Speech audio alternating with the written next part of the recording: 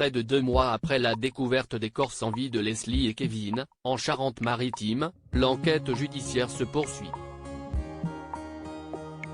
Le Parisien est ainsi parvenu à reconstituer en partie la nuit des meurtres à partir des déclarations de 4 suspects mis en examen pour enlèvement et séquestration ou pour assassinat et modification de l'état des lieux d'un crime. Nos confrères précisent qu'une 5e personne pourrait également être mêlée à l'affaire sur ce dernier chef d'inculpation.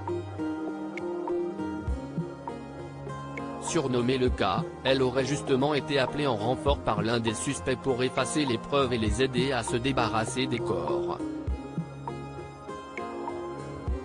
Arrivé à La Rochelle en Blablacar depuis Le Havre, l'homme est décrit comme capable de faire disparaître quelqu'un et serait de retour depuis peu d'Ukraine où il aurait combattu contre les Russes. Enquêteurs et magistrats soupçonnent Nathan B., présumé innocent bien que mis en examen pour les 3 chefs d'accusation cités précédemment, d'avoir fait appel au cas au lendemain des meurtres. Les cadavres de Kevin et Leslie, assassinés froidement dans la nuit du vendredi 25 au samedi 26 novembre 2022, avaient alors été abandonnés à l'intérieur d'une tente, sans surveillance, sur un terrain de pêche situé sur la commune de Coulou, Deux-Sèvres, tandis que 3 des suspects se seraient concentrés, au petit matin, sur le ménage de la scène de crime. Les corps enterrés 2 ou 3 jours plus tard, ce n'est que 48 heures plus tard, le lundi ou le mardi soir selon nos confrères du journal francilien, que les suspects, accompagnés du cas, seraient retournés là où ils ont laissé les dépouilles du couple. Nathan B.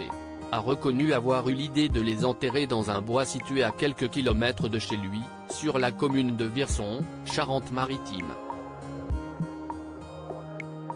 Sauf que le terrain ne s'avère pas très facile à creuser, du coup, on décide d'aller ailleurs pour mettre Kevin, a-t-il confessé lors de son audition par les forces de l'ordre, rapporte Le Parisien. En guise de plan B, les suspects optent alors pour une décharge située en pleine nature sur la commune de Puyraveau, 5 km plus loin. Sur les conseils du cas, les dépouilles ont toutes 2 été recouvertes d'une couche de chaux vive afin de réduire les odeurs et limiter les risques de découverte, un produit que Nathan B. et le cas se serait procuré dans un supermarché. Article écrit en collaboration avec 6 médias.